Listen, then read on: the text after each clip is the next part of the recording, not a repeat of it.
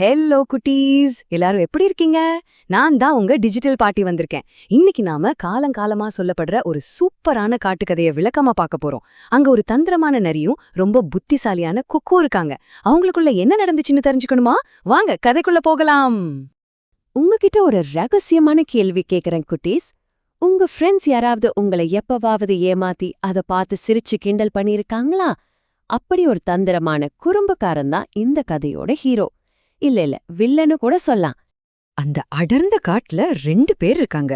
ஒருத்தர் தன்னோட புசு புசு வால்ல எப்பவும் ஒரு தந்திரத்தோட சுத்துற, மத்தவங்களை ஏமாத்தி சந்தோஷப்படுற நம்ம நரி. இன்னொருத்தர் வெள்ள வெளியேற நீளமான கால்களோட காட்டுல இருக்கிற எல்லா விலங்குகள் கிட்டயும் நல்ல பேர் வாங்கியிருக்கிற நம்ம புத்திசாலி கொக்கு. கொக்குக்கு இருக்கிற நல்ல பேரை பார்த்து இந்த நரிக்கு ரொம்பவே பொறாம. எப்படியாவது இந்த கொக்கை ஏமாத்தணுமே அப்படின்னு அந்த நரி தப்பா யோசிக்க ஆரம்பிச்சுது. ஒரு நாள் நரி வழியில நடந்து போய்கிட்டு இருந்த கொக்க பாத்துச்சு. உடனே ஒரு தந்திரமான திட்டம் போட்டு, நண்பனே, நீ ரொம்ப புத்திசாலி, நீ எனக்கு தெரியும், நாளைக்கு என் வீட்டுக்கு சாப்பிட வரியா? உனக்காக ஒரு பெரிய விருந்து வைக்க ஆசைப்படுறேன் அப்படின்னு ரொம்ப நல்லவன் மாதிரி கேட்டுச்சு.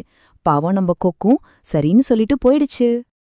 அடுத்த நாள் சாயங்காலம் நரி செம்ம ருசியா கம கமன வாசனையோட ஒரு சூப் செஞ்சுச்சு. ஆனா இங்கேதான் நரி ஒரு பெரிய தில்லுமில்லு வேலைய பண்ணுச்சு. அந்த சூப்ப கொக்கு குடிக்க முடியாதபடி ரொம்ப அகலமான தட்டையான 2 பிளேட்ல ஊத்தி வச்சது. கொக்கு வந்த உடனே அதிலிருந்து ஒரு தட்டை கொக்குக்கு முன்னாடி வச்சது. நரி தன்னோட நாக்கால தட்டுல இருந்த சூப்பு முழுசையும் லபக் லபக்குன்னு நக்கி குடிச்சிடுச்சு.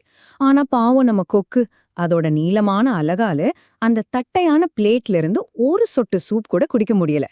நரி மனசுக்குள்ள சிரிச்சுக்கிட்டே, சூப் எப்படி இருந்துச்சு நண்பனேன்னு கேட்டுச்சு.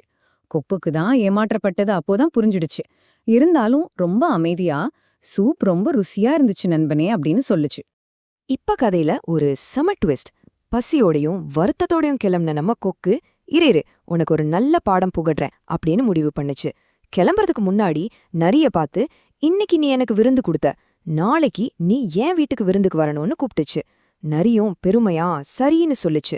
அடுத்த நாள் கொக்கு பல இறைச்சிகளை போட்டு காடே மணக்கிற அளவுக்கு ஒரு சூப்பரான சூப் ரெடி பண்ணுச்சு. நரி ரொம்ப ஆசையா வாயில எச்சில் ஊறுற அளவுக்கு கொக்கு வீட்டுக்கு வந்துச்சு. ஆனா கொக்கு என்ன பண்ணுச்சு தெரியுமா? அந்த டேஸ்டியான சூப்ப கழுத்து ரொம்ப குறுகலா இருக்கிற 2 நீளமான குவளைகள்ல ஊத்தி வச்சுது. நரிக்கு இத பார்த்ததும் ஒண்ணுமே புரியல. கொக்கு தன்னோட நீளமான அலக அந்த குவளைக்குள்ள விட்டு ரொம்ப ருசியா சூப் முழுசையும் ஈஸியா குடிச்சிடுச்சு. ஆனா நரியால என்ன பண்ண முடியும்? அதோட வாய் அந்த சின்ன தொலைக்குள்ள நுழையவே இல்ல. குவளையோட ஓரத்துல சிந்தி இருந்த 2-3 சொட்டை மட்டும்தான் அதால நக்கி குடிக்க முடிஞ்சது.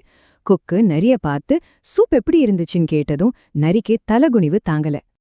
அன்னைக்கு பசியோட வீட்டுக்கு போன நரிக்கு அப்போதான் ஒரு முக்கியமான விஷயம் புரிஞ்சுது.